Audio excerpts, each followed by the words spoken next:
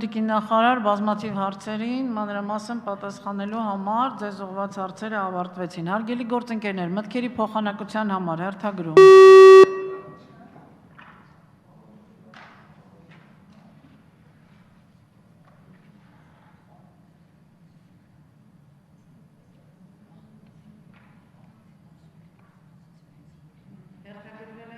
Հերթագրվել է 6 պատգամավոր, Գագիկ Ջանգիրյան, 7 պատգամավոր ներողություն։ Գագիկ Ջանգիրյան, համեցեք։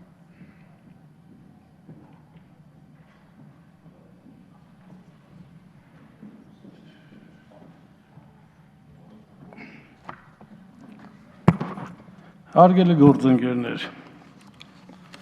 ճիշտն ասած, այս միջազգային կոնվենցիան կոռուպցիայի դեմ պայքարի կամ ապօրինի հարստացման, ինչպես ասում ենք, իմ կարծիքով ընդունվել է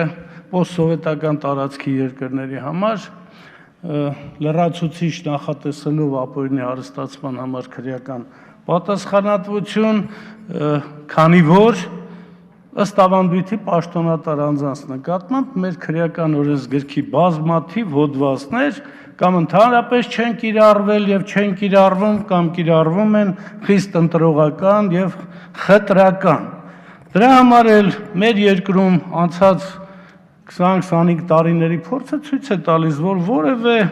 մեծ կապիտալ ունեցված բիզնես միշտ ուղեկցվել է պետական համապատասխան պաշտոն ունենալու հետ կամ այդ պաշտոնի հովանավորման հետ եւ մենք ունենք այն, ինչ այսօր ունենք։ Խնդրի դեմ քրեաիրավական այսպես դաշտը կատարելագործելուն ուղղված դեռ մենք 14 թվականին մեր խմբակցության մի նախագիծ պատրաստեցինք, հետո անցալով կառավարության հորդորները, թե համապարփակ այսպես մենք մշակած նախագծերի փաթեթ ենք բերում, մենք դա այսպես կասեցրեցինք, ցավոք մոտ 2 տարի ձգվեց։ Եվ եթե մենք նայում ենք, որ կոնվենցիան Հայաստանը վավերացրել է 2007 թվականին, բայց այս օրենքը բերում ենք 16 թվականին, սա մի բան է նշանակում, որ սա ինքը այսպես համակարգային լուրջ դիմադրության արժանացող նախագիծ է։ Հասկանում եք, հեշտ չի մի նախագիծ անցկացնել իշխանության մեջ, որով հենց այդ իշխանության կրողները կարող են ենթարկվել քրեական պատասխանատվության։ Այս կողմից լավ է, բայց մյուս կողմից էլ շատ վատ է, որ մենք ուշացել ենք։ Բայց ինչ ենք մենք ուշացել։ Հիմա այսպիսի տպավորություն, կարծես թե այս նախագծի հետ կապված ստեղծվում է, թե հենց որ սա մտավ ուժի մեջ, всё, ամեն ինչ ավարտվեց, որևէ պաշտոնյա էլ չի կաշառք վերցնելու, պաշտոնը չի չարաշահելու, բյուջեն չեն թալանելու, չեն գողանալու, այդպես չի։ Ես ուզում եմ ասել, այս հոդվածի հետ կամ այս քրեական պատասխանատվության նախատեսման նոր տեսակի հետ այդպես հույսեր չի կարելի կապել։ Սա ընդհանրապես քրեական օրենսգրքի պաշտոնատար անձանց հանցագործություններին վերաբերող դրույթներից մեկն է, որը ավելանալու է։ Չի սա փոխարինելու բոլորին։ Այս տեսակետից ես մի քանի դիտարկում ունեմ։ Տեսեք, իմ կարծիքով ստեղ մի քանի հարցեր բարձրացրեց։ Ապացուցման բեռը։ Այստեղ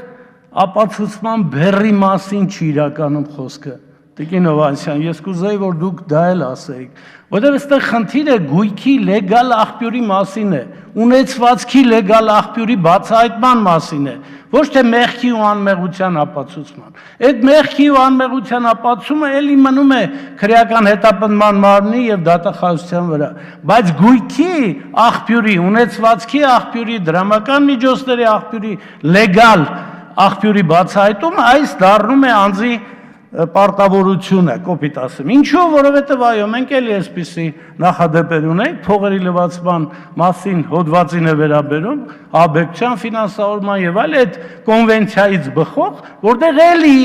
գույքի լեգալ աղբյուրի պարտականության ապացուցումը դրված է անձի վրա,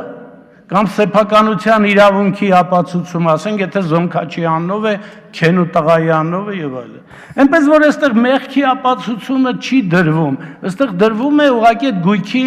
լեգալ աղբյուրի պարտականության բացահայտումը անձի վրա եւ կոպիտ ասենք քրեական օրենսգրքի կամ տեսության կամ սահմանադրության հետ կամ ընդհանուր մասի որևէ հակասություն չկա։ Հետադարձ ուժի հարցն եմ ես այստեղ ուզում նաև քննել, որովհետև մեզ թվում է, թե եթե այս հոդվածով հետադարձ ուժ տվեցինք, այն նախկին չարաշահումները բոլորը ըստ պատշաճ կհետապնդվեն, կբացահայտվեն, կդատապարտվեն։ Չի կարելի այդպիսի իլյուզիաների մեջ լինել, չի լինելու, որովհետև մենք ռեալ կոնկրետ աշխարհում ենք ապրում եւ շատ լավ հասկանում ենք ինչու չի լինելու, ինչու մեկի, ասենք, որևէ մի օպերատիվ աշխատողի քննիչի, դատախազի, ես վերջերս չգիտեմ ինչ պաշտոնյա, թեկուզ $200 կաշառքը խստագույնս հետապնդվելու է, մեկ ուրիշի 100,000-ավոր դոլարների, միլիոնավորինը չի հետապնդվելու, որտեղ մեզ մոտ օրենքի առաջ բոլորը հավասար չեն։ Դատարանի առաջ բոլորը հավասար չեն, այս սկզբունքը չի գործում ամբողջական։ Արդարադատությունը անկախ չէ։ Այդ դատախազը, որ մեր խմբակցությանը այդպիսի պատասխաներ գրել, որտեղ չէր կարող ուրիշ բան գրել։ Եթե գրերի, չէր լինելու այդ դատախազը։ Մենք այս խնդիրներին պետք է այդպես նայենք։ Հիմա մի քանի բուն հանցակազմին վերաբերող խնդիրներ։ Այն ինձ ասում է, այս ողջամիտ բառը ես իրականում, ես կխոսեմ նաև համալսարանի մեր ընկերների հետ, այս ողջամիտ բառը քրեական իրավունքից հանենք, որտեղ մենք քրդատում էլ սա կիրառեցինք եւ տեսանք, թե ինչերի առաջ կանգնեցինք, կամ հիմնավորված պետք է լինի ապօրինի հարստացման փաստը, կամ հիմնավորված չպետք է լինի։ Չի կարող հիմնավորված լինելը ողջամիտ չլինի։ Տրամաբանության կանոններով պետք է հիմնավորված լինի։ Ես սրան սկզբունքորեն դեմ եմ։ Եվ դեմ եմ հատկապես հանցակազմի այն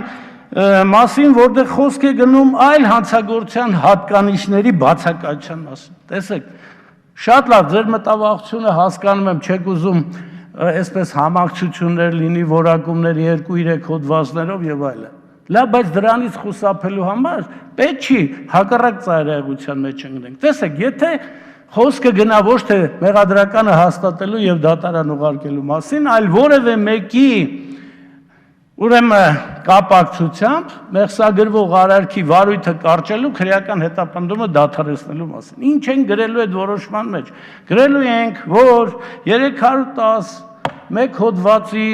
հանցակազմով նախատեսված արարքը այս անձի գործողություններում չկա, չէ՞։ Իսկ այս հանցակազմի մեջ գրված է հիմք հանդիսացող այլ հանցագործության հատկանիշներն էլ են բացակայում։ Միաժամանակ ուրեմն այդ որոշմամբ մենք ունենում ենք մի որոշում, որ ասում է մարդու գործողություններում էլ որևէ նախկինում կատարած այլ հանցագործության հատկանիշներ չունենք։ Եվ եթե մենք հաշվի առնենք, որ դա արդարացնող որոշում է եւ գլխավոր դատախազը դա կարող է վերացնել 6 ամսվա ընթացքում ոչ ավել, ստացվում է 6 ամիս հետո այս մարդը անձեռնմխելի է, քանի դեռ այս որոշումը վերացված չի։ Ուրեմն նախկինում կատարած որևէ արարքի համար չեք կարող իրեն մեղադրանք ներկայացնել։ Այստեղ շատ խրթին, այսպես պրակտիկ նշանակություն ունեցող վտանգավոր դրույթ է գրված, ցավում եմ, որ մեր քրեագետները սրա հետ համաձայնել են։ Հիմա մի բան էլ ասեմ։ Այս 5 միլիոնի մասին, այ դուք ասում եք, ես գումարը իմ համար այդքան էլ կարևոր չի, մեծ է, փոքր է, ինչ որ մի բանից պիտի սկսենք, հետագայում կվերանայվի, թե ոչ։ Բայց կարծում եմ պարտադիր պայման պետք է լինի, եթե ասենք 4 միլիոն 500 է, 4 միլիոն 800, որ այդ ապօրինի հարստացման գումարը հետ գանձվի պետբյուջե։ Այս մեխան ոչ թե նրան վարչական տուժի ենթարկենք, հա, այլ այս գումարը, այս մենք պետք է, չգիտեմ, քաղդատով գրենք, վարչականով գրենք, ինչ անենք, բայց այս ապօրինի գումարը, որը քրեորեն բաժելի հանցագործության շեմ չի տալիս, բայց միևնույն ժամանակ ակնհայտ է, որ սա օրինական եկամուտ չէ, օրինական ունեցված չէ, սա պետք է հետ գանձվի պետբյուջե, սա շատ կարևոր հանգամանք եմ համարում։ Ընդհանրապես կարելի է կողմ լինել նախագծին, բայց մեր խնդիրը երբեք օրենսդրությունը չի։ Հայաստանի Հանրապետության այս վիճակը կապված չի օրենսդրական դաշտի անկատարության հետ։ Մենք ունենք տասնյակ հոդվածներ, որոնցով կարող էին բոլոր չարաշահում կատարողները, յուրացնողները, կաշառակերները, պետական ունեցվածքը, չգիտեմ, հափշտակողները եւ այլը պատժվեին, բայց չեն պատժվել։ Մեր խնդիրը օրենքի կիրառման մեջ է եւ այսպես ներկայացնել, թե հենց այս օրենքը ընդունեցինք, մեր մոտ արդեն բոլոր պաշտոնյաները արդար ու թևերը ամբոտ են լինելու, այդպես չի լինելու։ Շնորհակալություն։ Ելույթի համար Վահե Հովհաննիսյան, համեցեք պարոն Հովհաննիսյան։